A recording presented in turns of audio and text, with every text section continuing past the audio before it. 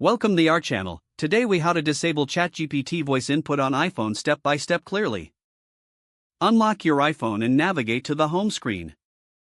Locate the Settings app and tap on it to open. Scroll down until you find Accessibility and select it. Within the Accessibility menu, look for Voice Control and tap on it. If voice control is enabled, you will see a toggle at the top. Tap the toggle to turn voice control off. Next, go back to the Accessibility menu.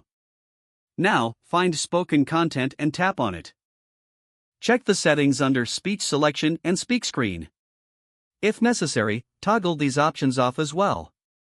Return to the main settings screen.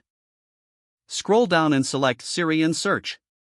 Ensure the Listen for Hey Siri option is turned off. Then, scroll down to Allow Siri when locked and toggle it off. Confirm that Press Side button for Siri is also disabled. Close the Settings app to finish. You have now successfully disabled ChatGPT voice input on your iPhone. If the page does not load, refresh the browser or try again in a private or incognito window. Make sure you are using the correct email address, then retype it carefully to avoid small typos. If your password is not accepted, use the Reset option and create a new strong password you can remember. Check your spam folder for verification or security emails, then complete any requested confirmation steps.